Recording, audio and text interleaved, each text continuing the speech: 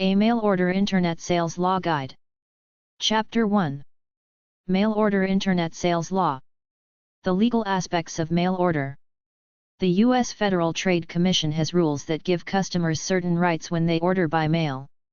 Mail order customers have a right to know when they can expect their order to be shipped. In a nutshell, the squeaky wheel gets the oil.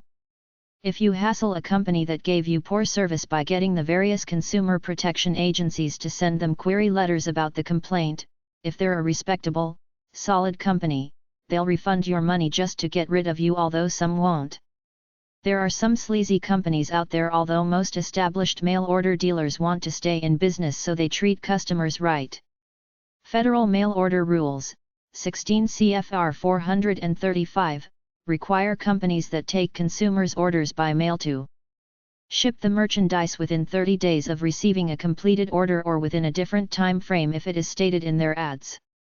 Notify consumers if shipment can't be made on time and give them the choice of waiting longer or receiving refunds and cancel their orders and return their money, or give them credits on their charge accounts if the revised shipping date can't be met, unless the consumers agree to another delay. There also might be laws regarding mail order in your state.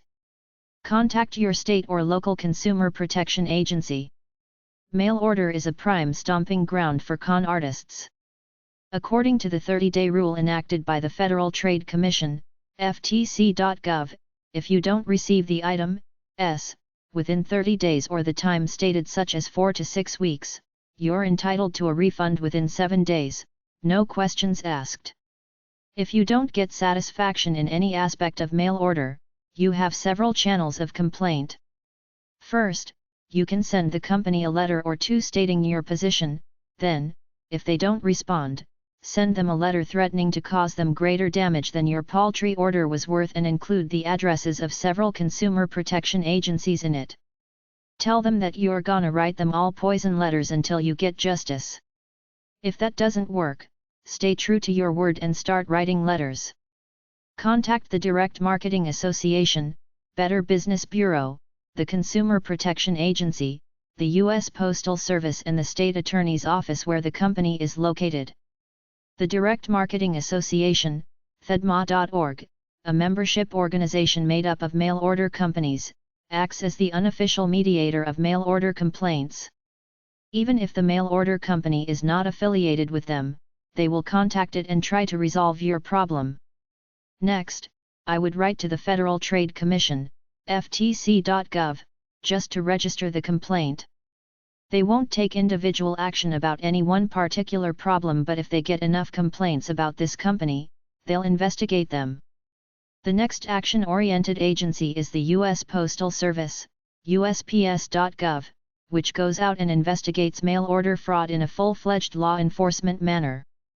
The Consumer Advocate's Office of the USPS, USPS.gov, is different from the Postal Inspector's Office, so if you contact them both, they may each investigate your problem separately, which is good because you're dealing with a bureaucracy that sometimes doesn't move as fast as you would like it to. A definition of fraud is when they deliberately mislead the consumer in some way by misrepresenting themselves and/or their products as something better than they actually are. It's a fuzzy area. For example, if they show nice pictures of products in their catalog, then when you get them, they're just pieces of cheap plastic. It's questionable as to whether you can sue, and it's questionable if you would bother wasting your time doing it. Most people just write it off to experience, and that's what the unscrupulous mail order con artist is banking on, that he hooked you and sucked you in, and it's too trivial for you to worry about. The best piece of advice I can give is to check a company out first with the Direct Marketing Association, State Consumer Protection Agency, or the Better Business Bureau before you order, to see how long they've been in business, whether anyone has heard of them before, and if they have any complaints against them. Only buy from catalogs that seem legitimate, meaning a street address and merchant credit card ability, but even then, you're still not guaranteed protection. There are companies out there that copy the catalogs of legitimate companies, send a bunch out unsolicited, take a bunch of orders, then about 3 months later, they're gone to set it up all over again with another catalog. Regardless of all the fraud, mail order is truly the thing of the future, and there are many reputable companies out there that prefer to do business for the long run rather than try to rip you off on a one-shot deal, so don't be too cynical about it, just be wary before buying something directly through the mail. There isn't anything that special out there that you need to buy directly from a piddly ad somewhere. Get a catalog if they have one, check it for some kind of warranty or a statement declaring the terms of the sale. Most reputable companies will include something like this in their catalogs. Try to pay by credit card or check. Start off by ordering a low-priced item, and if you get good service, escalate up from there over repeated orders. If an order is lost in the mail, the company is responsible for replacing it. When ordering by mail order, write the company's address on the check so that if you don't get your merchandise, you'll have their address handy on the cancelled check to complain. If you don't like the product, it hasn't met your expectations, or it arrives damaged, package it all up and send it back immediately and get a receipt from the post office verifying that you've sent it. I've ordered things that I've never gotten, but I lost the address so I couldn't complain to them. Many mail order companies have liberal return policies to entice customers, so they should send you a refund or credit for your next order. This is why credit card payment is the best way to go, because you always have a record of the payment and you can pursue them to cancel the charges if you have to. When you complain to a credit card company, most do an immediate chargeback and lay the loss on the dealer, but lately I have seen credit companies refuse to get involved. They send you a letter stating it's between you and the vendor and not their problem. Some credit card companies will eat the charges if you get poor service through a dealer and don't get satisfaction from him or her. When you get poor service from a vendor, send a letter to the credit card company telling them about this unscrupulous dealer and they might reverse the charges. If you receive unsolicited products, you're legally entitled to keep them. If you bought a defective product through an ad in a magazine or from TV, contact the originating medium, magazine, TV, etc., and tell them about it. Even though they're not responsible, it may be enough to stop them from accepting future ads from the problem company. You might not be able to physically go over and confront the people, but you can make life miserable for them such that they regret ever having crossed you. The 30-day rule technically starts when the company receives your order. If they can't fulfill the order within 30 days, they're supposed to send you a letter stating such and giving you the option of canceling out or waiting a little longer. The 30-day rule also requires that they do it at no cost to you, thus providing you with a postage-paid envelope in which to reply. Photo finishing services and gardening product companies are exempt from the 30-day rule. Keep a record of the name, address and phone number of the company, goods you ordered, date of your order, amount you paid and method of payment. Keep a record of any delivery period that was promised. If you are told that the shipment will be delayed, write the date of that notice in your records and the new shipping date if you've agreed to wait longer. When you use your credit card for mail order purchases and you don't receive the goods or services, or they were defective or misrepresented, use your credit card protection rights to nullify the purchase. If you see a product advertised somewhere that's too good to be true, it probably is. Don't be shy about contacting the postal inspector. Sending cash leaves no record of your order, meaning it will be very difficult to prove your case should it ever get that far.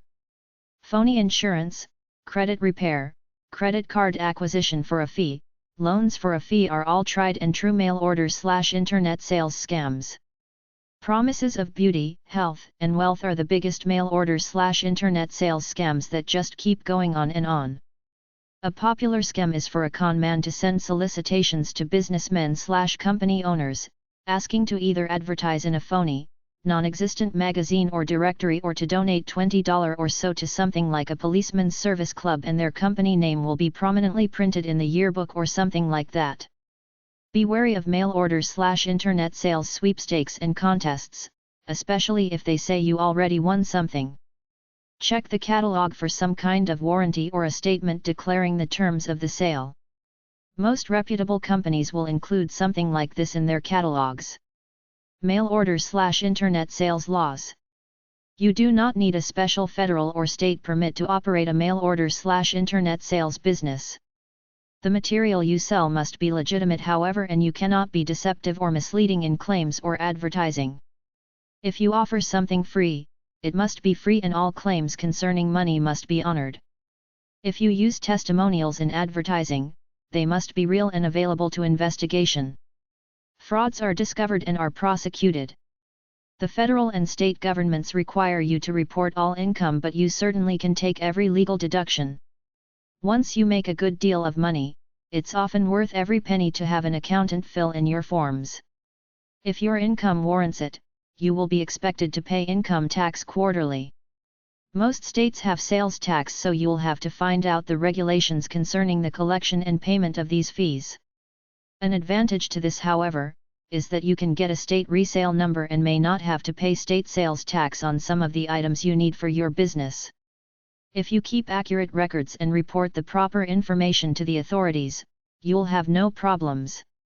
Mail order/internet sales laws 2. In general, it's against the postal regulations to utilize the U.S. mail service to transport hazardous materials, pornographic materials, and chain letters involving money. For more specific information, write to Consumer Advocate, U.S. Postal Service, 475 L'Enfant Plaza West, Washington, D.C. 20260, USPS.gov. You may also obtain a free copy of the Consumer's Resource Handbook. It's designed to help consumers resolve complaints about goods and services with local, federal and state agencies. Write to Consumer Information Center, Department 532, Pueblo, Colorado 81009, 888-8 Pueblo, pueblo.gsa.gov. A selling by mail booklet can be obtained from Small Business Administration, 409 3rd St. Washington, D.C. 20416 to 1110. SBA.gov. The mail order/internet sales rule can be obtained from Federal Trade Commission, Publishing Office, Number 130, 6th and Pennsylvania Ave, Washington, D.C. 20580-0001. FTC.gov. Mail order complaints. If you ever receive one of those letters from a postal inspector stating that the mail order/internet sales program you're promoting might be in violation of postal law or regulations, simply fill out the form they have enclosed and send it back in. Quit promoting that mail order/internet sales program.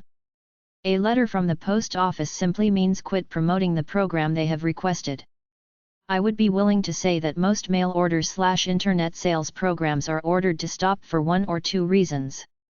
The person who originated the program promised too much and got behind on filling his orders, or some people became too impatient waiting to receive their order and turned in a complaint. The complaint is sent to a postal inspector who, in turn, sends a form letter to the person conducting the sale of the program, asking it be stopped. A lot of good mail order/internet sales programs have been stopped because of one person who complained to a postal inspector. Just one dissatisfied customer can ruin your mail order/internet sales program, so keep everyone happy. Honest mistakes can happen, but remember the customer is always right. Work to fix any mistakes immediately and keep the customer informed of all progress. This, combined with honest mail order/internet sales programs, will prevent those postal inspector letters. Chapter 2. Fraud in mail order/internet sales. Mail fraud. When the mails are used to intentionally misrepresent a product or service, it constitutes mail fraud. The U.S. Postal Inspection Service is charged with investigating violations of the law, usually in response to consumer complaints. The best way to protect yourself from mail fraud is to recognize that it's a fraud and not become involved. This is not easy to do because of the attractive wording in the deceptive ads. Anything that sounds too good to believe is suspect. Medical formulas and gadgets that make insane promises are probably insane, and you should stay away from them. Especially be cautious regarding some of the thousands of different weight loss products and overnight cures. Never purchase land through a mail order ad unless you or your personal representative has seen the land, it's as represented and the value is there. If the salesperson has shown you the property report, you can cancel your purchase agreement within 7 days. If no report was shown to you before signing an agreement, you have the right to cancel out within 2 years. There are a number of insurance frauds floating through the mails. Requests to sign blank insurance forms, last chance bargain offers, payments in advance and cash payment requirements could indicate con artists at work. Most everyone has received chain letters sometime in their lifetime, and if you are in the mail order business you should get several every day as a minimum. Chain letters are illegal and do not work anyway. We have all seen the ads offering job placement and job opportunities. Most of them are legitimate, but some are 100% non-existent or complete misrepresentations. Don't spend your money for the required fee until you have checked with your local consumer affairs office or Better Business Bureau. Then there are those who promise huge profits without risk in commodities, stocks, oil, gold, silver, or coins, through the mail or over the telephone. There are hundreds of very fine investment opportunities offered, but you can't risk your hard-earned cash or possibly lose your life savings to mail order or telephone swindlers. Several of the larger, well-recognized firms have gone bankrupt through fraud and management manipulations, carrying clients' investments right down the drain with them. Always use caution and investigate the company thoroughly before you put up one dime. Another favorite of the crooks is home improvements. Quite often you never see them after you sign a contract and pay them a deposit to do the work. If they send brochures through the mail and the work they perform is not as represented, it could constitute mail fraud. Get estimates from local service companies to determine if the price of the mail order offering is reasonable and in line. Check the references of the organization. The laws, regulations, and paperwork involved in setting up franchise operations are horrendous. Various large distributorships are equally difficult to establish but generally do not have to conform to near as many controls and regulations. On the other hand, some mail-order distributorships and wholesale outlets require very little effort and the home company has little control over their activities. If profits promised are unrealistic or if the product or service is secondary to selling the franchise or distributorship, proceed with caution. In order to avoid mail fraud, read the offer carefully. Get the advice of another person whose opinion you trust. Deal only with companies or charities whose reputation and integrity are known. Never give your credit card number or personal, financial or employment information unless you know with whom you're dealing. Never send money for any free merchandise or services. Be careful of making impulse purchases. Keep a record of the order, notes of the conversation and copies of the advertisement, cancelled check, receipt, letters, and envelopes. Take the time to shop locally and compare products, services, and prices to those in local stores. Check out the company with the U.S. Postal Inspection Service, your state or local consumer protection agency, or the Better Business Bureau. Mail fraud is a federal crime. Using your credit card or a money order might give you some recourse if you have a problem, despite your carefulness. Mail order scams. 1. Mail fraud is rampant because the con artist just has to send out mail and know that a certain percentage of suckers will respond. Legitimate scams are barely legal schemes that are rip-offs but legal according to the bounds of the law. You can't complain that your order was not filled. You can't complain the idea is not possible. You can't complain the ad promised something it didn't deliver. The con man's weapon is ignorance and apathy. He knows that you or any of the authorities probably won't waste much time and resources chasing him, and even if he's caught, he will probably just cruise through the legal system and get a slap on the wrist. U.S. Postal Service. Consumer Advocate. 475 L'Enfant Plaza SW. Number 5911. Washington, D.C. 20260-2202. 800-654-8896. USPS.gov. If a mail order company is scamming you, report them. Mail order scams. 2. Some ads for mail order scams are: establish AAA credit in 30 days. All you do is take $500, deposit it in a bank and then ask the bank for a $500 loan, holding your original $500 as collateral. After getting this loan, you go to another bank and do the same thing. Within 30 days, you actually can be approved for 4 different bank loans, and when you repay them you have AAA credit. Wipe out debts without filing bankruptcy. If you owe 20 different creditors, it's common knowledge that only 1 or 2 will show up for your creditor's hearing, less if you owe less than $5,000 per creditor. You won't have to file a bankruptcy on the other 18 or so that don't show up personally, thereby wiping out your debt with these particular creditors. Refer to the Wage Earner Plan. How to stop credit collectors dead in their tracks. Just demand that all further correspondence about your debt be mailed to your home. By law, the credit collection agency cannot call you at home or at work again. That's why it's best to send this demand in writing by certified mail. This will stop them immediately. Federal jobs. This information can easily be found in almost any public library and in my job book. There is no reason for you to pay for it. Drug seized cars and homes. Again, this information can be found free of charge in any public library or in a few of my books. How to live abroad free. Universities and businesses in foreign countries pay decent salaries to English teachers, but you have to take a course for $2,000. Earn money reading newspapers. This legitimate scam involves being in the middle of a real estate deal. You locate properties for sale by owner and hook them up with buyers and charge a nice profit for your services. College degrees by mail. These are imitation degrees you can buy for $50 and $100 for novelty purposes. Many companies sell them through the ads of national magazines. Borrow money interest-free. If you have good credit, you can apply for overdraft protection at your bank. By setting up 2 or more checking accounts with overdraft protection, you can write checks on money you don't have. Before the check clears the bank, you simply write another check, from one of your other accounts, to cover it.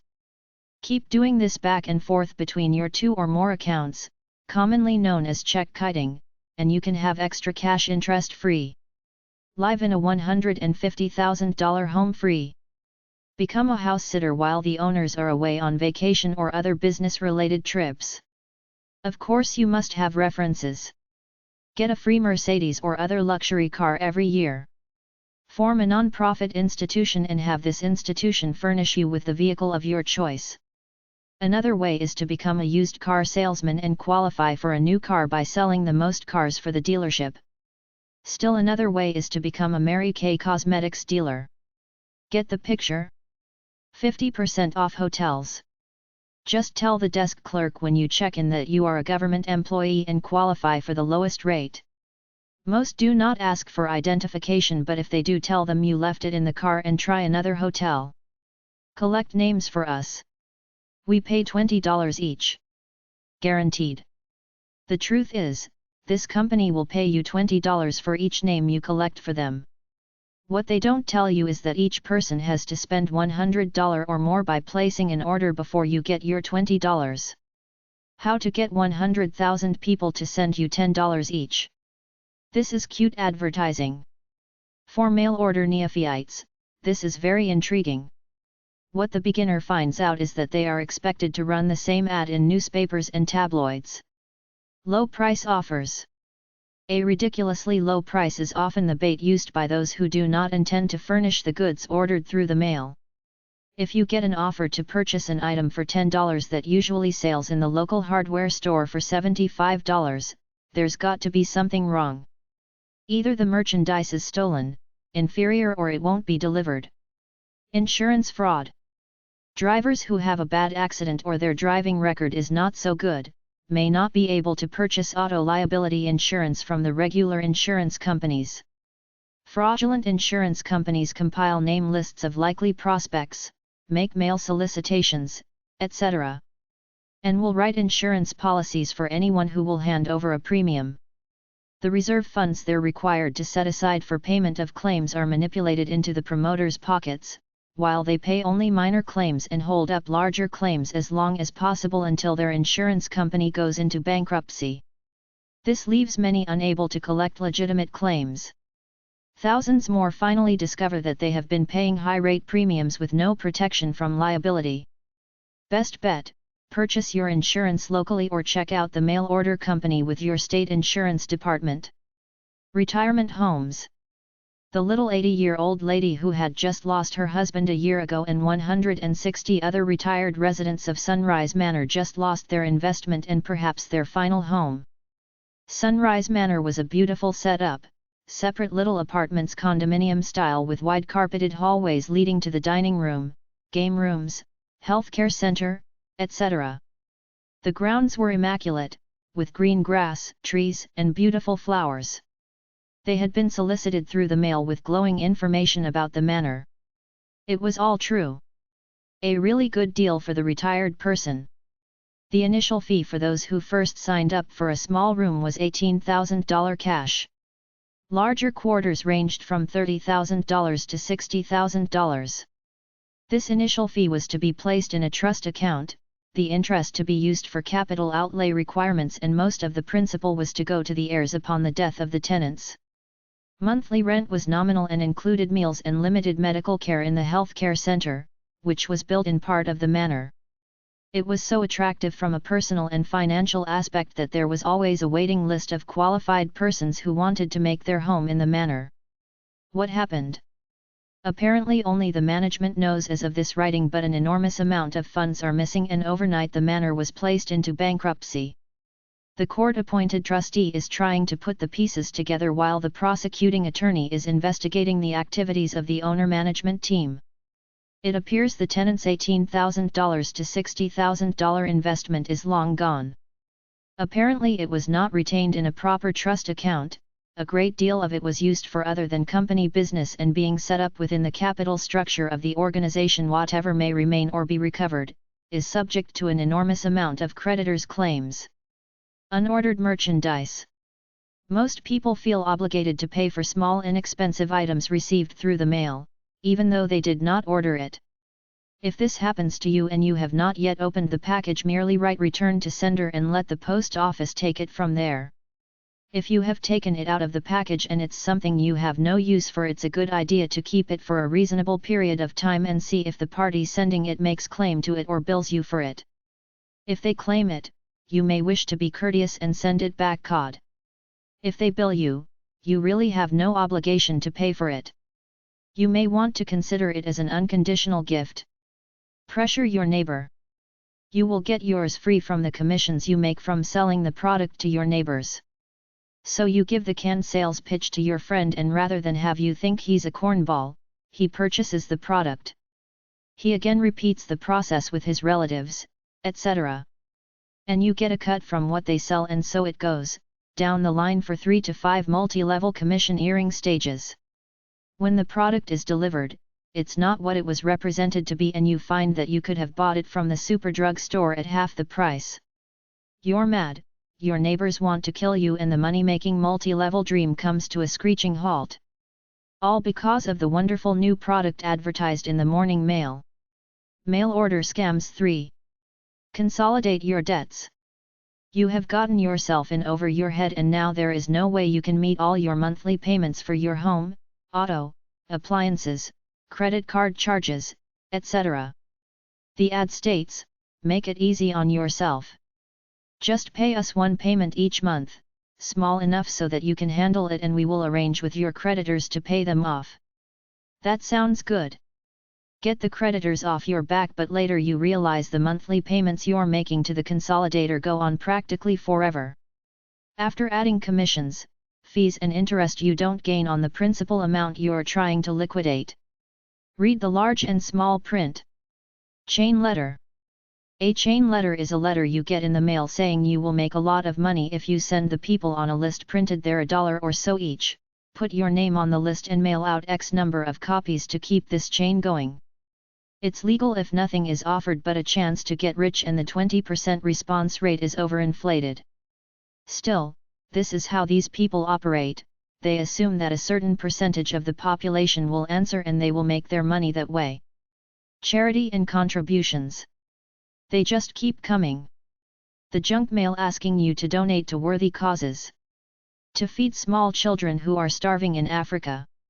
To help the senator or congressman to fight for a cause. To stop the experimental use of animals. To help find a cure for human ills. To give money to the communists so they can fight against freedom and to the freedom fighters so they can fight communism. Which ones are legitimate and merit your full support? Which ones are operated by swindlers? Who knows? The government gets into the act by cutting down the amount of legitimate contributions you can deduct from your income tax, and some TV ministries are going to hell unless they get $10 million by the end of the month, or unless their top officers can draw over $1 million a year and live in $2 million mansions.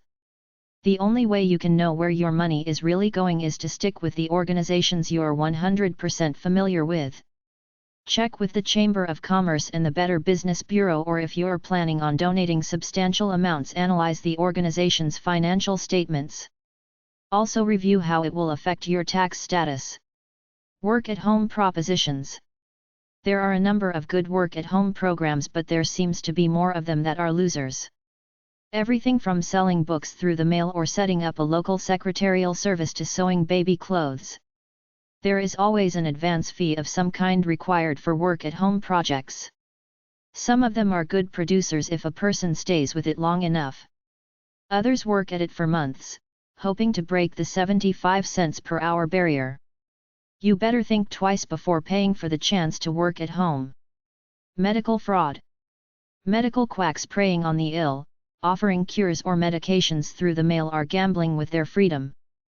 Medical fraud is one of the major priorities on the list of the Postal Service investigator, and the fraudulent quacks are generally put out of business before they can do any real damage.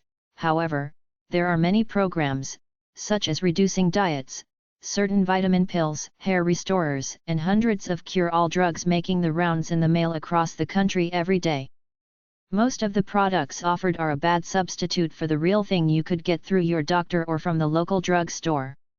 Even if the promoter's not convicted or fined, the Postal Service can deny him the right to receive remittances through the mail if it's determined that false representations have been made. Also, unless you watch your medical and hospital bills with a microscope, you can expect to get invoiced for hundreds to thousands of dollars from various labs around the country where they say your blood was sent for tests you didn't authorize or didn't even know existed. In fact, it usually doesn't do any good to use your microscope. Unless the hospital gets $4,000 out of you for a 4-day stay, they apparently will go bankrupt. Are you heir to a fortune? If you receive fancy-looking legal documents offering to provide information which could help establish a claim to an estate left by long-lost or deceased relative, worth several $1 million, forget it. Save your $10. You will receive the information, but it's just worthless paper telling you how to go about locating missing relatives or heirs. Fake contests. You get them in the mail every day. You have won. No purchase required. All you have to do is fill out the contest form, order the gadget if you wish, and send the order form along with your money. As long as you enjoy junk mail, want to waste a few stamps and get a thrill out of wanting to see if you have won anything, there is generally no real damage done, even though most of the come-on gimmicks are deceptive and often 100% misrepresentations. Correspondence courses. The promise of a good job or a money-making business of your own is usually the lure of fake correspondence schools. They guarantee that a job will be available when you complete the course. They will accept anyone who will sign a contract, making them liable for several $100s, usually paying on a monthly basis as they proceed through the course. There are always a few correspondence schools, promoted and handled through the mail, that have completely worthless programs. You could probably learn better and much more economically by checking in at your local library and searching out the hundreds of how-to-do-it books on just about every subject. Sending unordered parcels cod. It's fraud to send parcels cod, containing items not ordered by the recipient if the value is considerably below the cod price. Schemes to collect non-existent delinquent debts. Victims receive notice of alleged past due accounts or inquiries through official-looking documents requesting pertinent information. The information is then used against the victim in different ways in order to get his money. Sale of memberships in a buyer's discount club, whereby it's represented that members will save large sums of money by being a member and whereby savings are non-existent or remote. Mail order scams against business. Use of this information is your responsibility. I'm just the messenger. You're your own moral compass. If you're a business, be wary of these common scams. A lot of people try to scam companies doing business by mail. Some are as follows. Go to the magazine section of the library, get a bunch of those postage-paid postcard-style letters used for starting magazine subscriptions, fill them out and send them in with either a fake name or a variation of your real name. Magazines will come for several months until they realize you didn't pay the subscription. When you get a bill, simply X out the name, write on the letter, "Doesn't live here," return to sender and put it into a mailbox. Do the same deal with record clubs, tape clubs, etc.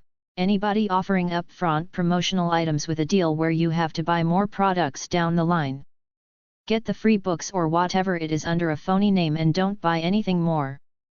For phone number, either use a fake number or one that's almost always busy like the local government unemployment office. If you see an ad offering a catalog or info for a few bucks, send them a letter requesting the catalog but don't send any money. You could say your buddy recommended them to you, in which case don't give away the fact that you read the ad in a magazine. All post office boxes are just numbers, but companies code this part of their ads so they know who's responding to an ad from a particular magazine. Like if they advertise in Eating Well magazine, they might make their address epub 55EW, the EU signifying Eating Well magazine, so they know how many responses the ad pulled. So get rid of the EU and just address it to epub 55 to make it look like your buddy gave you the address and you look like you will be a good prospective customer. Order anything you want by mail order, but don't send a check or anything. Some orders might slip through and you will get the order anyway.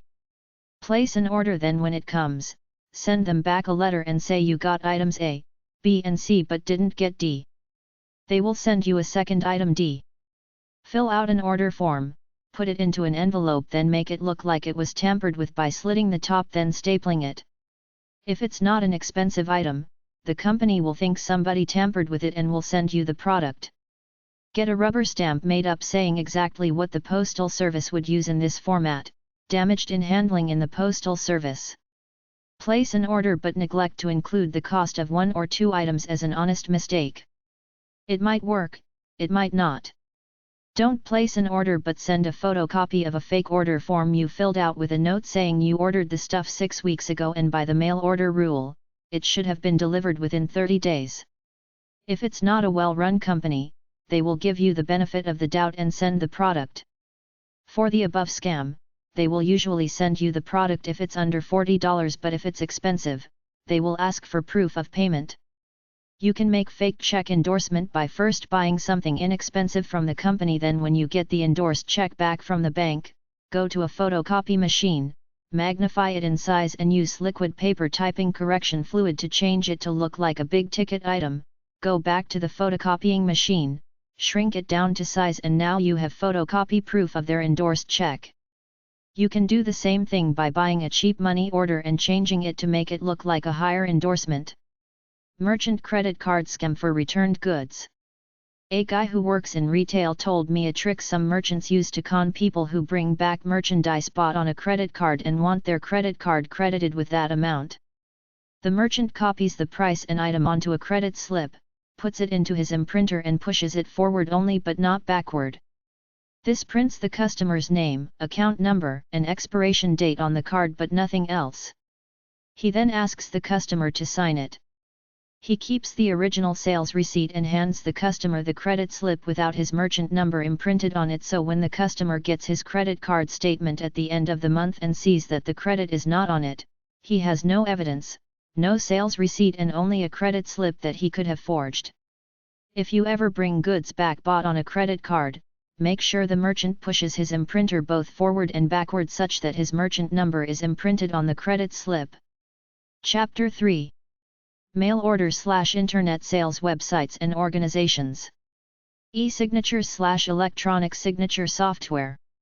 There is a federal law called the Electronic Signatures in Global and National Commerce Act, also called the E-Signature Act or the Digital Signatures Act, that allows contracts involved in interstate commerce, between parties in different states, to be signed over the Internet through a process called the digital signature, electronic signature, or an e-signature. There are state laws similar to the Uniform Electronic Transactions Act/UETA for in-state transactions. An e-signature could be as simple as clicking onto an I agree icon, typing in a password or PIN number, or typing your name in and stating the word signature beside it. The means don't really matter as long as you both agree to do it and what constitutes it. They even have programs where you sign your name on something, feed it through the computer through a scanner, and either a person or machine verifies your signature. If you do money transactions such as with brokerage houses, they often have you type in a PIN number and an account number. Then after you choose a transaction, they ask a question verifying that you want that transaction, so when you click yes, that's your e-signature. E-signatures are valid if both parties agree beforehand to using them in their transaction. They are currently only used in business transactions and not in domestic contracts such as divorce, wills, or in the evictions and foreclosures of real estate transactions. DocuSign.com, EchoesIGN.com, eSignForms.com, Certify.com, Yozons.com. Internet Business Law Info/Internet Laws for Website Owners. AmericanBar.org/buslaw/catalog/50703111.html, Internet Law. Consumer Mail Order Organizations. Consumer assistance books are at number 381 and number 640 at the library. You might find a shopping book or two at number 381. Get the free Consumer's Resource Handbook and the publications catalog from the federal government's Consumer Information Center, Pueblo, Colorado 81009, pueblo.gsa.gov, 202-208-7679, 888-8 Pueblo.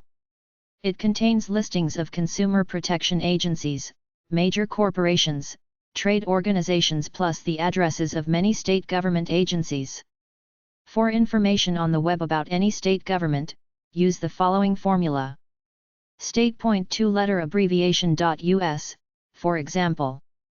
State.al.us for Alabama. Center for the Study of Services. 733 15th St. Northwest. Washington, D.C. 20005. 202-347-7283. Fax, 202-347-4000. Checkbook.org. Many free booklets, also products database. Consumer Fraud Hotline, National. 800-876-7060. Advice and Pamphlets. Direct Marketing Association, DMA. Mail Order Action Line. 1120 Avenue of the Americas. NYC 10036. 212-768-7277. Fax, 212-768-4547. Consumer at the-dma.org. the-dma.org. They will investigate your complaint against a mail order company and get your name removed from unwanted mailing lists. Mail Order Association. 1877, born St. Wantoff, New York 11793. 516-221-8257. Federal Trade Commission. 6th in Pennsylvania Ave. NW. Number 130. Washington, D.C. 20580. 202-523-3598. ftc.gov. Free booklet, a business guide to the FTC's mail or telephone order merchandise rule. Report your complaint to them. Although they won't address you directly, they will investigate the company if they get enough complaints. Major Appliance Consumer Action Panel. 20 North Wacker Drive. Chicago, Illinois 60606. 800-621-0477. National Consumers League. 815 15th St. Northwest. Number 928. Washington, D.C. 20005. 800-639-8140. nclnet.org. Consumer watchdog organization which processes complaints and offers pamphlets. National Electronics Service Dealers Association. 2708 Westbury St. Number 3. FT. Worth, Texas 76109-2397. If you have a problem with an electronic component, they may help you resolve it. National Mail Order Association. 612-788-1673. nmoa.org. U.S. Postal Service. Consumer Advocate. 475 L'Enfant Plaza SW. Number 5911. Washington, D.C. 20260-2202. USPS.gov. United States Postal Service. Chief Postal Inspector. Number 3021. Washington, D.C. 20260. USPS.gov. U.S. Post Office Crime Hotline. 800-654-8896. USPS.gov. Report postal crimes.